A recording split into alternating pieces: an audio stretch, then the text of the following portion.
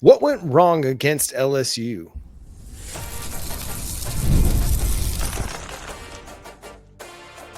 You are Locked On Sooners, your daily podcast on the Oklahoma Sooners. Part of the Locked On Podcast Network, your team every day.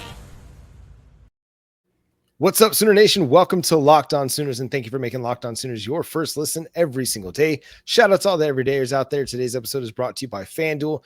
You can get going with a big return on FanDuel. New customers can place a $5 bet, and you'll get started with $150 in bonus bets if you win your first $5 bet. Visit FanDuel.com to get started. He's Jay Smith. I'm John Williams. Jay, you were at the game. The Oklahoma Sooners did some good things in the first quarter. Did a little bit of good things on a couple of drives, but it just kind of all fell apart for him at the end of the second quarter and in the second half.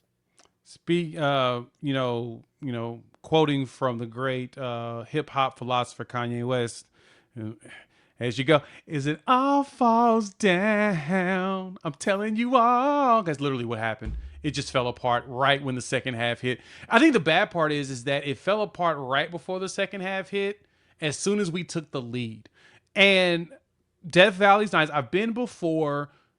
The stadium was not rocking like I thought it was. It was chilly. It was probably like 40 something degrees. And so I'm all layered up. I mean, I got my thermals on, got my under gear on top of layers with another shirt, with a long sleeve shirt and a short sleeve shirt and a long sleeve shirt and a hoodie. I'm all layered out because it's chilly. And there wasn't very many LSU fans that, like, they started pouring out as it got further into the night. It got colder and colder and started bouncing. But we'll get off of the weather. We fell apart, John. We went out there, that 14-10 lead, that felt good. Felt like Ole Miss. It felt like Ole Miss in this game again. And the fact that we threw one pass for 50 yards deep for J.J. Hester to catch still pisses me off. He's 6'4", runs roughly a 4.4 40. We'll say 4.5 just because of injuries he's dealt with, John. Why haven't we been trying to get the ball to J.J. Hester more? Why haven't we tried to make an attempt? I understand people have issues with his catching or whatnot, but if you really look at it, he's been our best deep threat this season. 50, 60, and 90. Can we get more of those from John, what do we need to do to get Jackson Arnold to just throw the ball?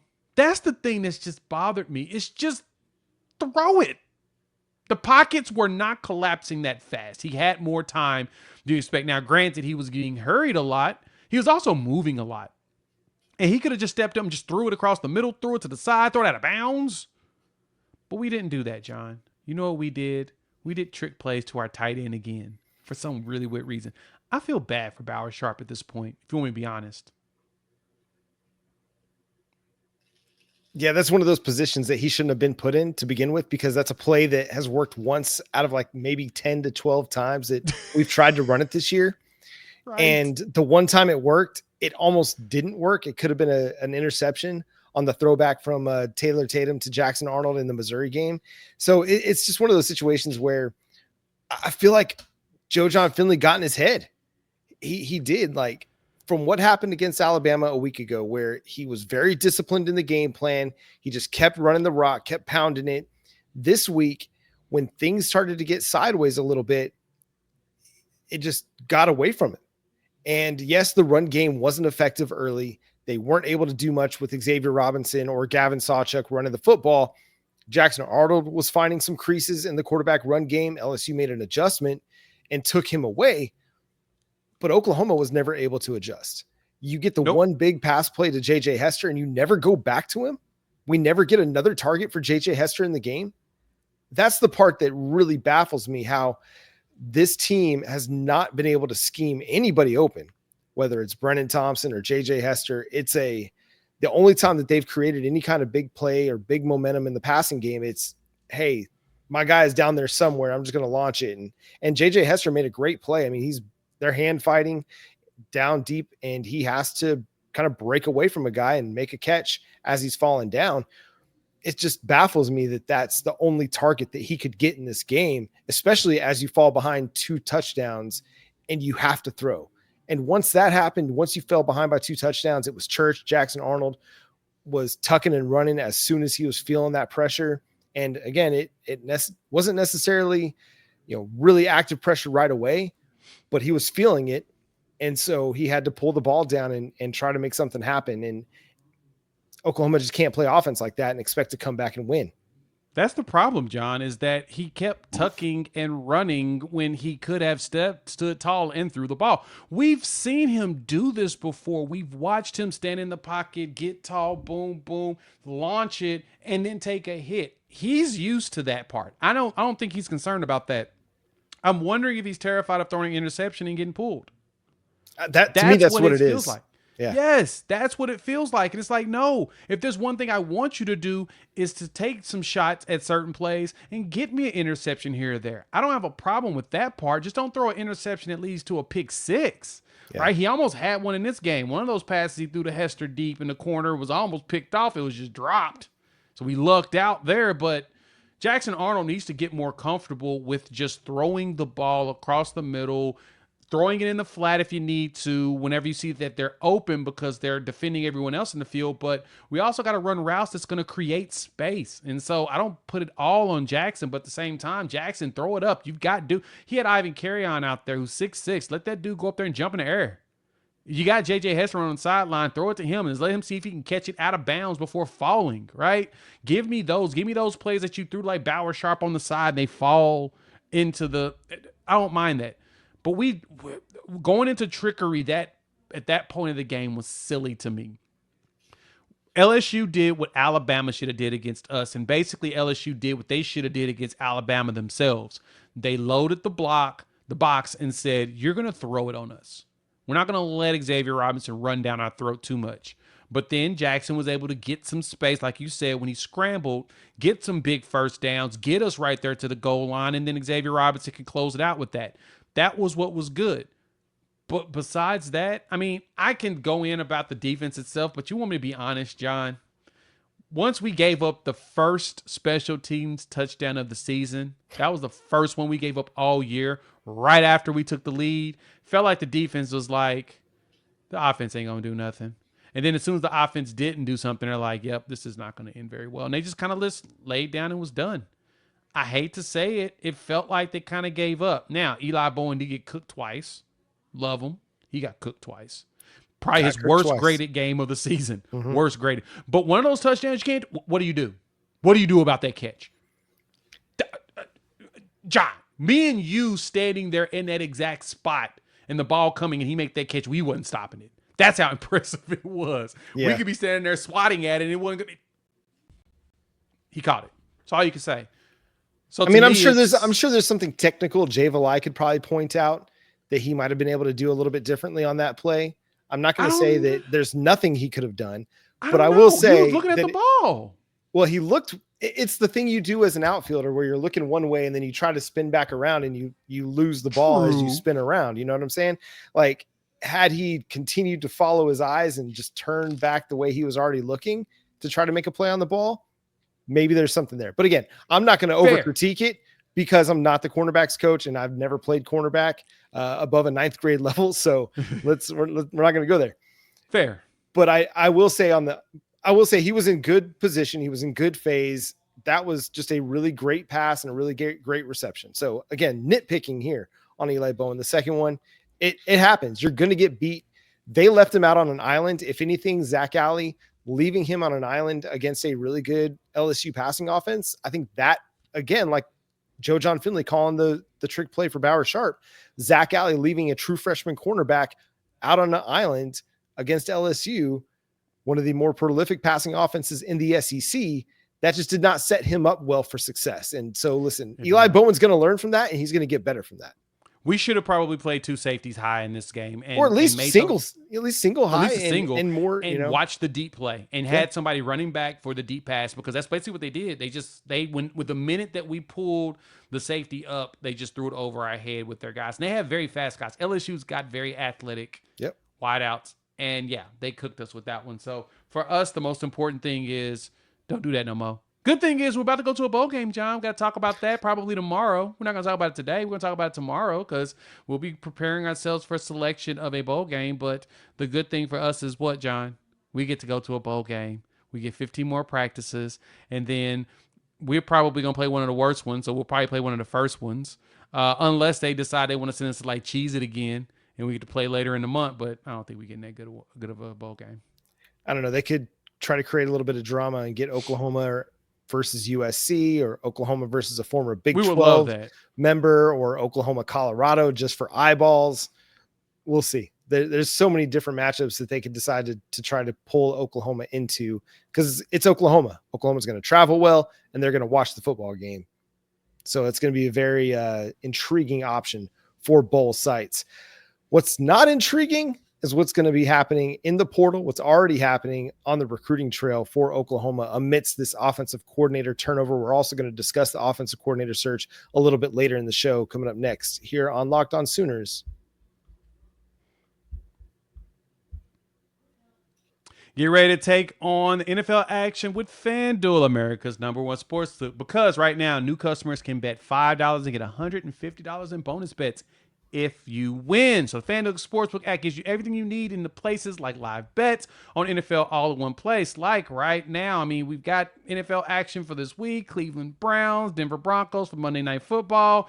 Looks like the Broncos are a 5.5-point favorite. If you think that Jameis Winston can do it, shoot, take that plus 5.5, because why?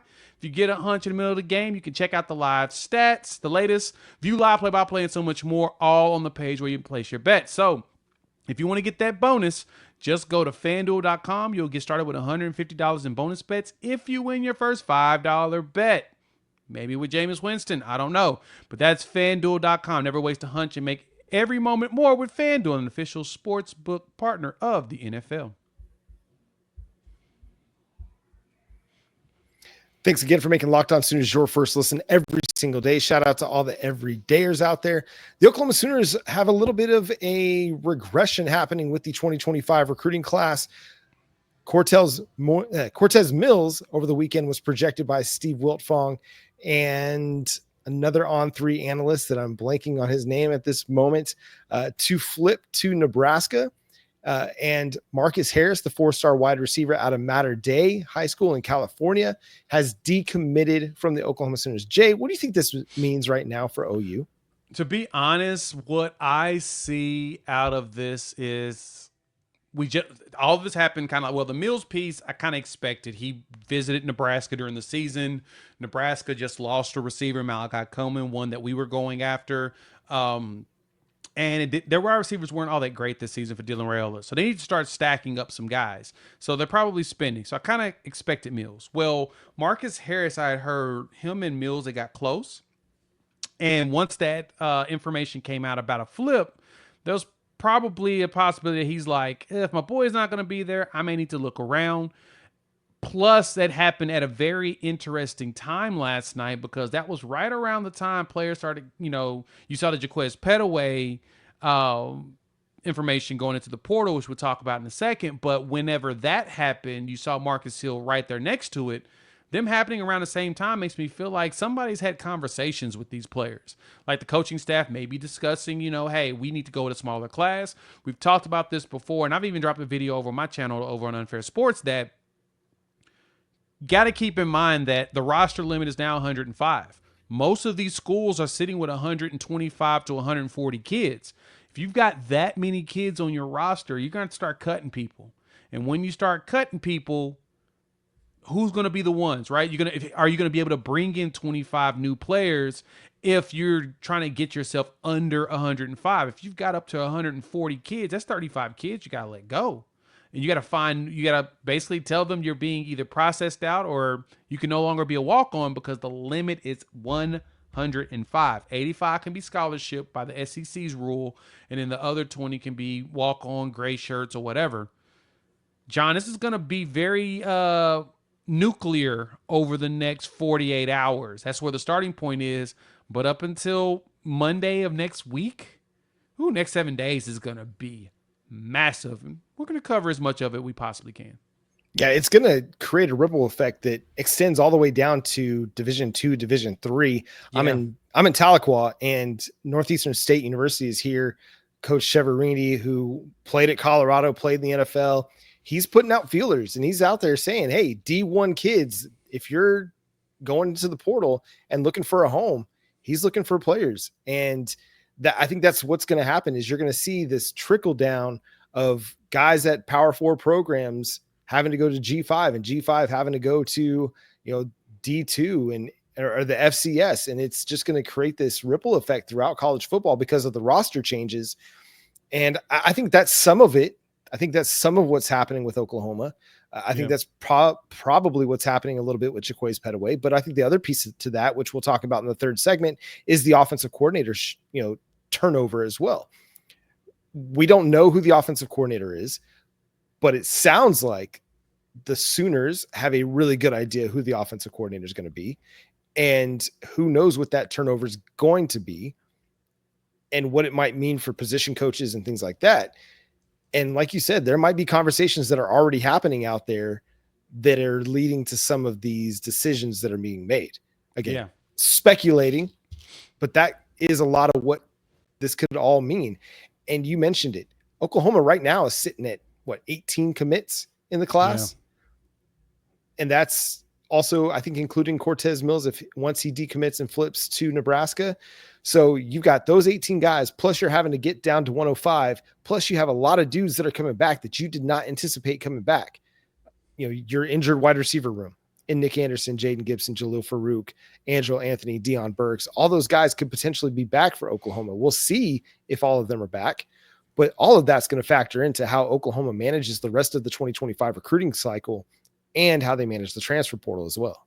I'm wondering, should we rely on those players, though? Like, it's nothing against them, but we ain't seen them. I don't want to. Yeah, exactly. And so it's one of those, you can rely on some, but you've also got to start asking the question of who can we say is going to play? Because I don't see Deion Burks coming back at this point, and I don't think he transfers out. I think he has to go pro, with the situation with his family and the house burning down. It sounds like he's probably going to have to take his bets to the NFL, see if he can make a few $100,000 to try to get them settled. And then, of course, if he gets healthy, he can continue to play, but they'd be settled. But I don't know what the next move is going to be for him. Nick, if he does come back, that would be awesome. It sounds like he's, getting healthier, and he should, but there's no guarantee in that situation either. So, yeah, I am Jaden Gibson will be at a year in fall camp from his injury. And we've seen what it's been like for Angelo Anthony. A year would have been in October, and he still hasn't been able to get back on the field except for that week 1 game where he played 8 snaps.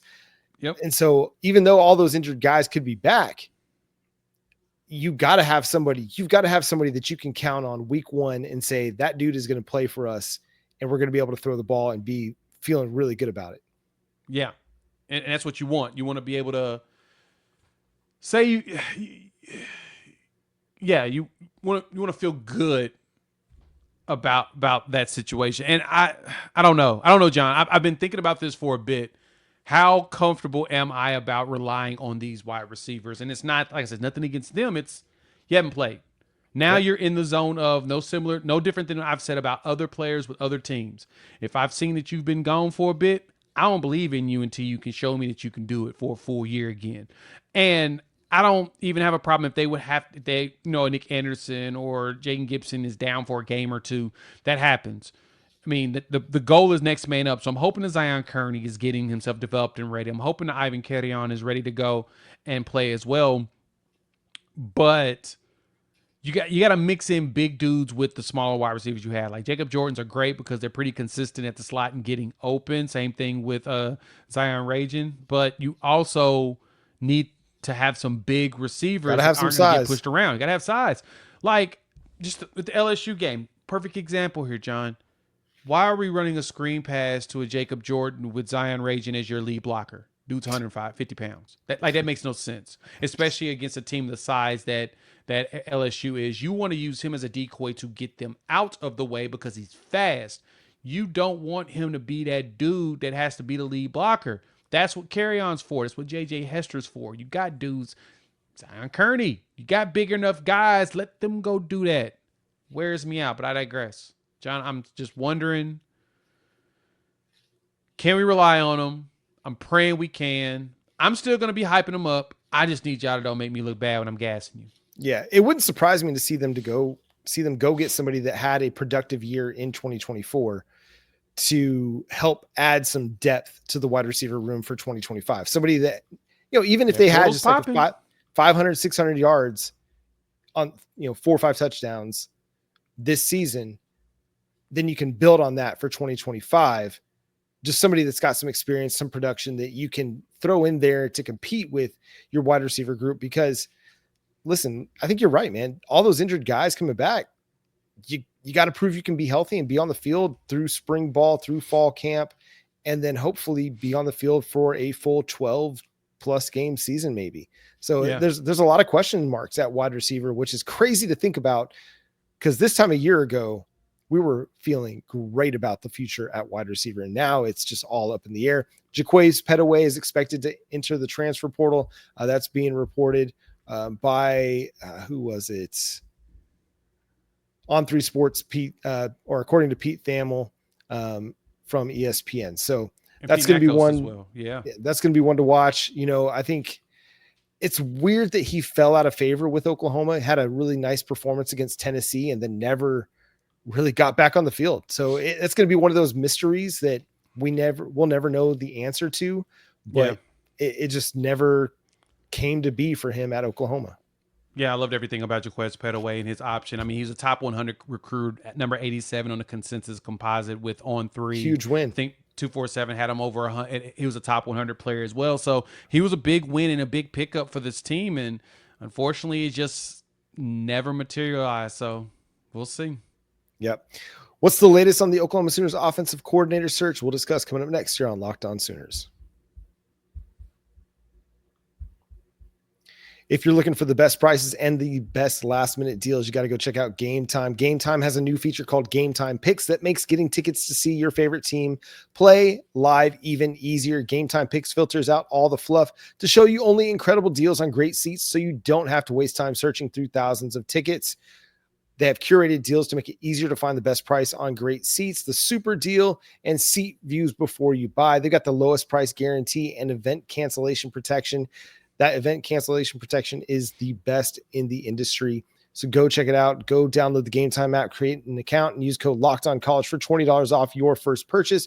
Terms apply, but again, create an account and redeem code LOCKEDONCOLLEGE for $20 off. Download Game Time today. What time is it? Game time.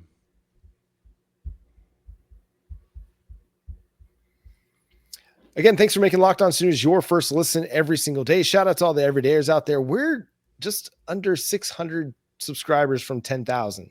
So if you haven't hit that subscribe button, make sure you hit it. Tell a friend, tell a family member. It's the giving season.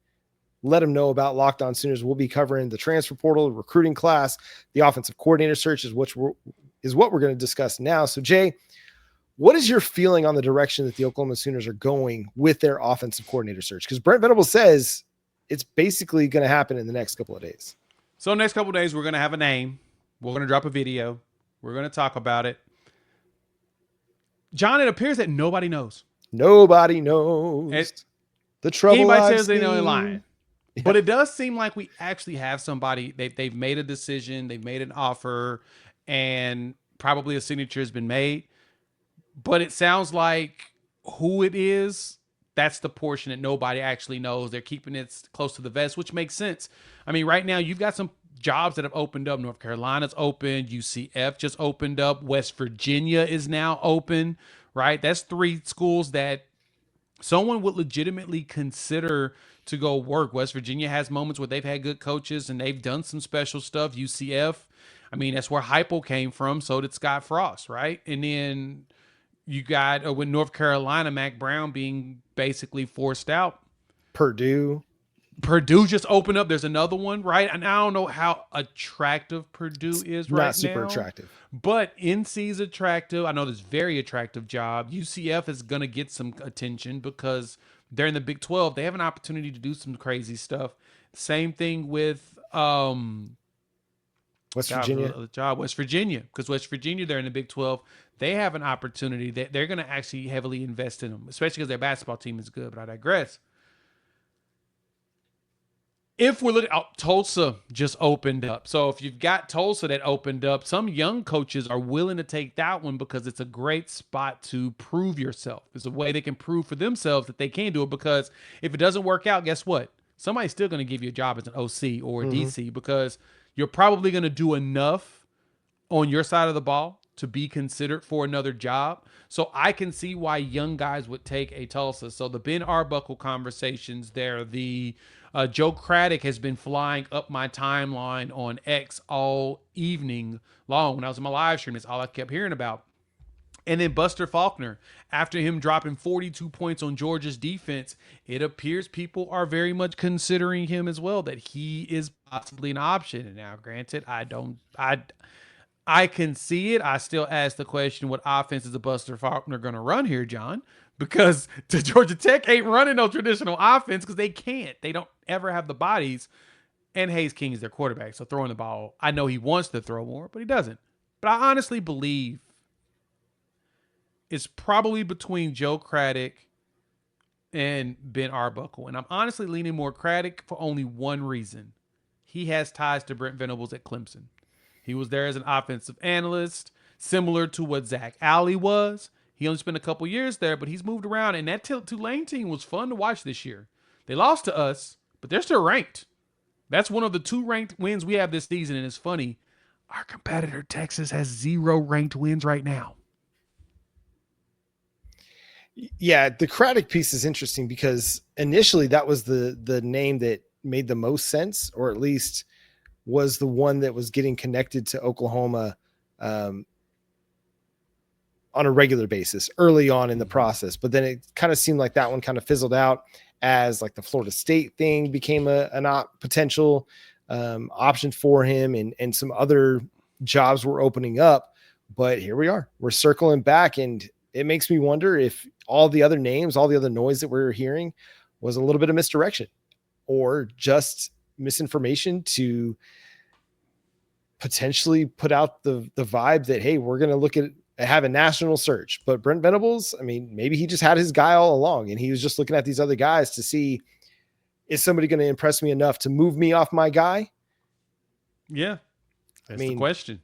You know, it'll be fascinating to see. I mean, listen, I think it's an intriguing option. I think still Ben Arbuckle would be an intriguing option based on what he did as an offensive coordinator at Western Kentucky and then Washington State. Obviously, he's proven a lot. But with what Craddock was able to do with a first-year starter at Tulane, I mean, but he put up good numbers. I mean, this was a good offensive season for the Tulane Green Wave. Now, they lost to Memphis over Thanksgiving week, dropped them out of both the coaches and the AP top 25. They looked like a potential college football playoff contender at one point, and a lot of that's due to the offensive performance that they had.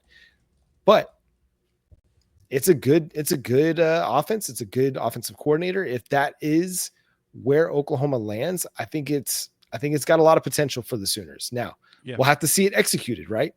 I'm at this point where I got to see it to believe it with Oklahoma and their offense, because this year it's basically taken out all of the optimism that I have about the future of this program, especially on the offensive side of the ball. Defense is going to be just fine. You're seeing recruits, prospects, as players decommit, they're saying, hey, we're good. The defensive guys, we're good to go. We're still locked in. No issues, no worries. So I think the defense is going to continue to build and be just fine. I got to see the offense return back to Oklahoma standards. I agree. That's all I want. And I'm going to be honest, I don't need it to be a top 5 offense. No. I need to be top 10. That'd be great. Top 20 puts a smile on my face. Yep. Top 30, I won't even complain. You win a lot of games with the top 30 offense. Right. Because the defense is going to do their job. I mean, we still, even after this unfortunate situation with LSU that just passed, I went and looked at the efficiency, Giant. We went into that game at number 6. Where do you think we are today? Number 8. 7. We literally dropped one spot. That's the crazy part, is we only dropped one position from that.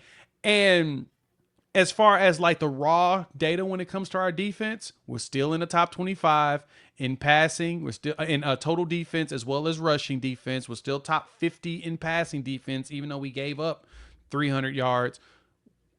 Defense-wise, we still got those numbers. And it shows that even though we gave up some big plays, we made some mistakes, LSU wasn't moving the ball like they wanted to.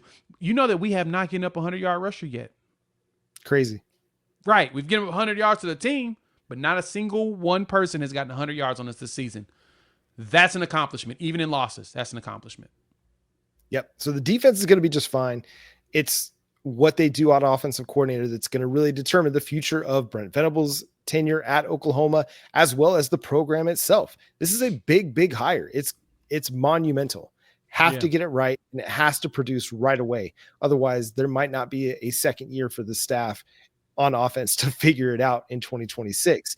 And that's going to do it for today's episode of Locked On Sooners. Thanks so much for tuning in, being a part of the show. Subscribe to the show wherever you get your podcasts. We're free and available on all platforms and on YouTube. So hit that subscribe button and that notification bell to let you know when new episodes drop. Follow Jay on Twitter at Unfair Sports. Go check out his channel, Unfair Sports, over on YouTube as well. Follow me at John9Williams. You can read my work covering the Sooners over at SoonersWire.com. The show is at Locked On Sooners on TikTok, Instagram, Facebook, and Twitter. So go follow us over there as well. But until next time, he's Jay Smith. I'm John Williams. We'll talk to you then. Boomer.